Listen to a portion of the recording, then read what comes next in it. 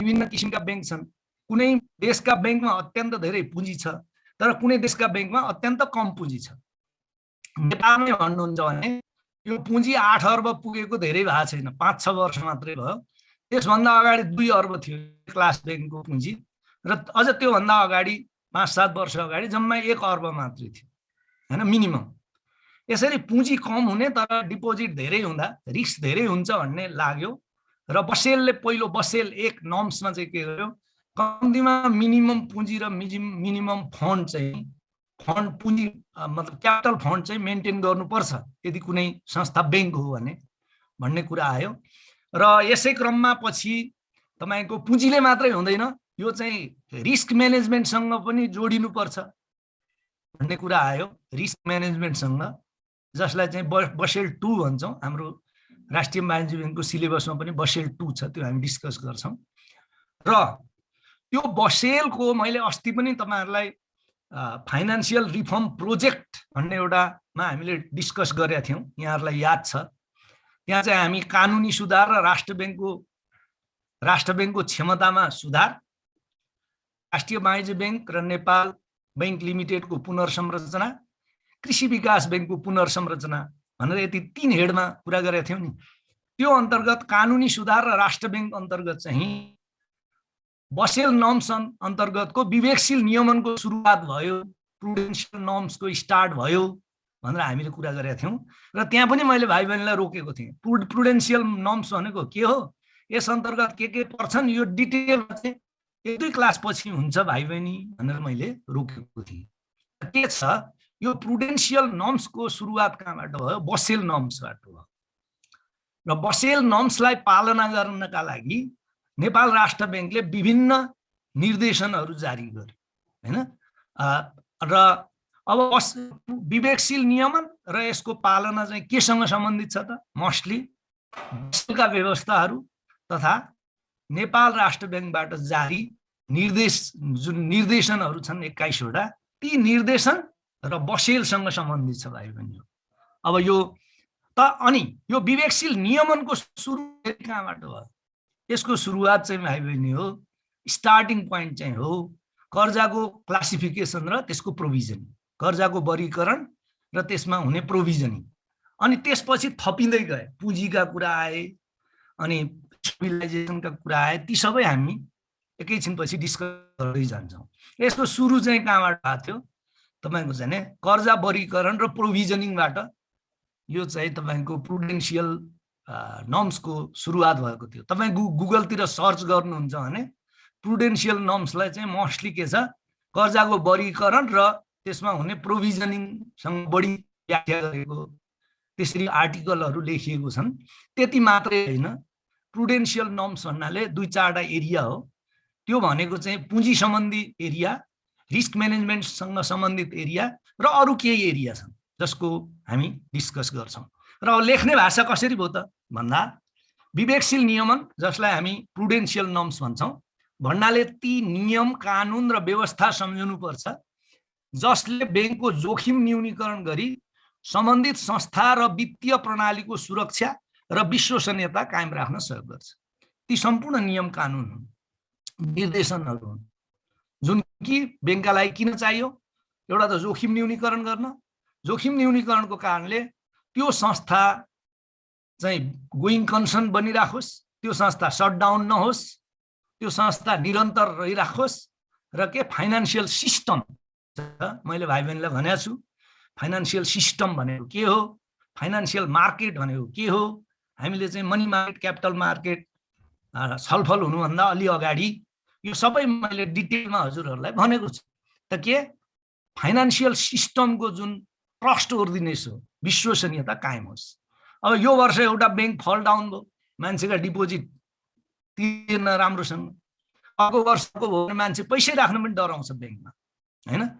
आजभन्दा 1-2 दशक अघि हामी चाहिँ डेभलपमेन्ट र फाइनान्स कम्पनीमा पनि पैसा राख्न धुकचुक थियो। सहकारीको त कुरा छोडिदिउँ, आज पनि धेरै मान्छे सहकारीमा पैसा राख्न हिचकिचाउँछ। किन त? त्यसको नियमन राम्ररी नहुनाको कारण। न त नियामक छ, सहकारी तपाईको चाहिँ विभाग त्यसको नियामक निकाय हो, तर नेपाल राष्ट्र बैंकको जस्तो अलि राम्रो खालको नियमन भएको छैन। त्यही कारणले के छ कि मान्छे सहकारीमा पैसा राख्न डराउँछन् र वर्ष 2 वर्षमा एउटा सहकारी चाहिँ भाग्यो भन्ने खालको हल्ला फैलिन्छ, भाग्छ पनि। अनि के गर्छन् त मान्छेहरू तपाईको सहकारीमा पैसा राख्न रिलक्टेन्ट हुन्छन्। त यसरी सिस्टमको विश्वसनीयता हुँयो भने मान्छेले त्यो सिस्टमप्रति विश्वास गर्दैन र अल्टिमेटली के हुन्छ, मान्छेले पैसा राख्दैन ब्याङ्कमा। त्यसले गर्दा के हुन्छ त, ब्याङ्क त डुब्छन्। देशको पुरा वित्तीय प्रणाली र आर्थिक प्रणालीलाई यसले नकारात्मक असर पार्छ, हैन? अब त्यही भनेको यो विवेक नियमन भन्नाले नियम कानुन र व्यवस्था सम्झनु पर्छ जसले ब्याङ्कको जोखिम न्यूनीकरण गरी सम्बन्धित संस्था भनेको ब्याङ्क र वित्तीय प्रणालीको सुरक्षा र विश्वसनीयता कायम राख्न सहयोग गर्दछ। ब्याङ्कमा यस्ता नियम कानुन र व्यवस्था भन्नाले बासेलद्वारा निर्धारित जारी निर्देशिकामा उल्लेखित संरचना, जोखिम व्यवस्थापन, पारदर्शितासँग सम्बन्धित, हैन, पारदर्शितासँग, ट्रान्सप्यारेन्सी हो यो, पारदर्शितासँग सम्बन्धित विषयहरू पर्दछन्। नेपाल राष्ट्र बैंकबाट जारी निर्देशिकामा यस सम्बन्धमा मुख्यतः निम्नलिखित व्यवस्था रहेका छन्। फेरि यहाँ कन्फ्युज नहुनु होला, यी निर्देशिका पनि बसेलको नर्म्सलाई परिपालना गर्नका लागि जारी गरिएका हुन्, हैन? र अब एक किसिमले भन्ने हो भने ती निर्देशिका सबै नै प्रुडेन्शियल नर्म्स हुन्, तर बसेलसँग जे कुराको म्याचिङ गर्छ त्यसलाई चाहिँ प्रमुख निर्देशिका हामी भन्छौँ र तिनीहरूलाई प्रुडेन्शियल नर्म्स हुन्। अब ती अन्तर्गत के पर्छन् त, हैन? ती अन्तर्गत प्रुडेन्शियल नर्म्स अन्तर्गतका निर्देशिकाहरू चाहिँ मुख्य रूपमा 7वटा निर्देशिका चाहिँ तपाईको प्रुडेन्शियल नर्म्सका निर्देशिका हुन्। एउटा के, पुँजीसँग सम्बन्धित बासेल हो, हैन? त न्यूनतम पुँजीको सम्बन्धी व्यवस्था जसलाई हामी परिपत्र नम्बर 1 भन्छौँ, निर्देशन नम्बर 1 भन्छौँ, त्यो चाहिँ अहिले एकैछिनमा यो पछि हामी त्यही नै डिस्कस गर्छौँ। त्यसपछि एकल ग्राहक तथा क्षेत्रगत कर्जा सापट र सुविधाको सीमा निर्धारण सम्बन्धी व्यवस्था, हैन? त्यस्तै गरी जोखिम व्यवस्थापन गर्ने सम्बन्धी व्यवस्था, यो हामीले डिटेलमा यसको अध्ययन गरिसकेका छौँ, अब हामी त्यतातिर छलफलमा लाग्दैनौँ। त्यस्तै अनिवार्य मौद्दात वैधानिक तरलता सम्बन्धी व्यवस्था, सीआरआर, एसएलआर, हैन, यो सम्बन्धी व्यवस्था। त्यस्तै कर्जा वर्गीकरण सम्बन्धी व्यवस्था 2 नम्बर निर्देशन, त्यो भने हामीले डिस्कस गरिसकेको हुनाले प्रुडेन्शियल नर्म्स अन्तर्गत हामी त्यसलाई डिस्कस गर्दैनौँ, तर यहाँ त राख्नु त पर्यो, हैन? त्यस्तै वित्तीय स्रोत सङ्कलन सम्बन्धी व्यवस्था, यो हामीले एउटा निर्देशन भनेर पढिसकेका छौँ। वित्तीय स्रोत सङ्कलन सम्बन्धी व्यवस्था हामीले डिस्कस गरिसकेका छौँ। त्यस्तै ब्याज दर सम्बन्धी व्यवस्था, यी व्यवस्थाहरू चाहिँ मुख्य विवेकशील नियमन प्रुडेन्शियल नर्म्सका मुख्यहरू हुन् र तिनीहरूको हामी व्यापक छलफल गर्छौँ।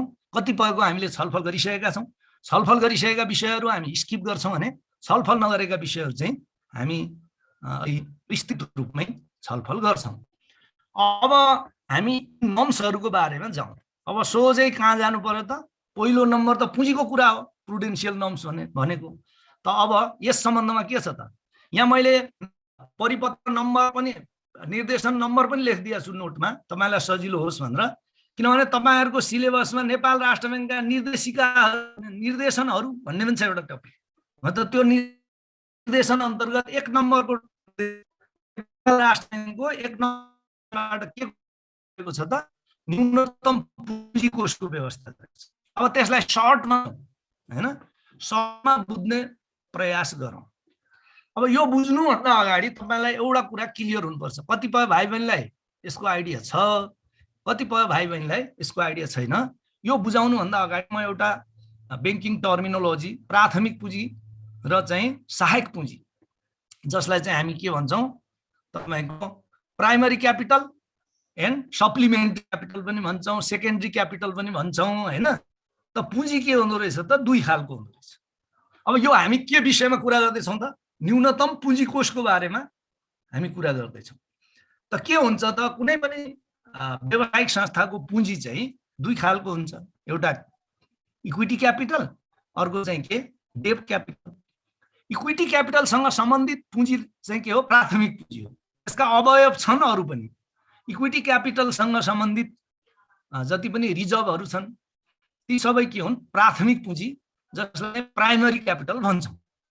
त्यस्तै गरी डेट क्यापिटल ऋण पुँजीसँग सम्बन्धित विषयवस्तुहरू या हेडिङहरू, त्यसलाई के भन्छौँ हामी? सेकेन्डरी क्यापिटल या सप्लिमेन्ट्री क्यापिटल भन्छौँ। यस अन्तर्गत चाहिँ के पर्छ त? प्योरली ऋण क्यापिटल पनि यसमा राखेको छ हैन। डेप्ट इन्स्ट्रुमेन्ट, हाइब्रिड इन्स्ट्रुमेन्ट, यदि प्रिफरेन्स सेयर, नेपालमा त अरू हाइब्रिड इन्स्ट्रुमेन्ट छैन, प्रिफरेन्स सेयर छ भने पनि के गरेछ त? यसलाई सेकेन्डरी क्यापिटलमा राखेको छ। ठिक छ। अब त्यो सम्बन्धमा के व्यवस्था छ त?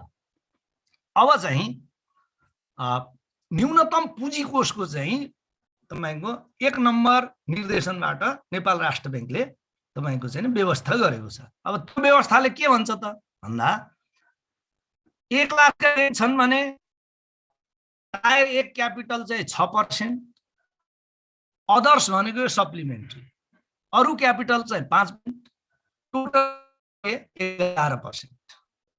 यो भनेको के? टायर 1 मा 7% राख्नुभयो भने अदर्समा 4 राख्दा पनि हुन्छ, तर टायर 1 लाई अदर्सलाई बढाउन चाहिँ सकिँदैन। मैले भनेको कुरो बुझ्नुभयो नि? इक्विटी क्यापिटल चाहिँ तपाई बढी राख्न पनि सक्नुहुन्छ, बढी राखेर डेट क्यापिटल घटाउन सक्नुहुन्छ, तर डेट क्यापिटल चाहिँ बढी राखेर इक्विटी क्यापिटल घटाउन सक्नुहुन्छ। अब यो के को पर्सेन्ट हो म एकैछिनमा भाइ बहिनीलाई सम्झाउँछु।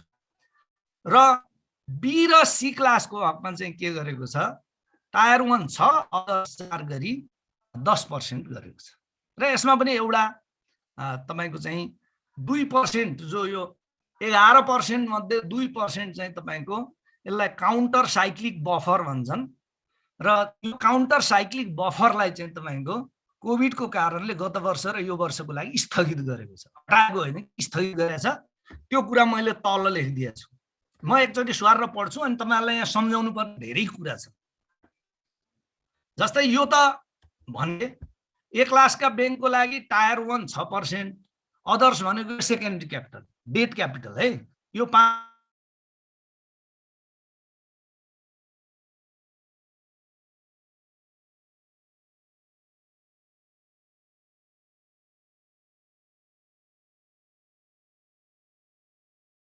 काउन्टर साइक्लिकल बफर कायम गर्नुपर्ने छ।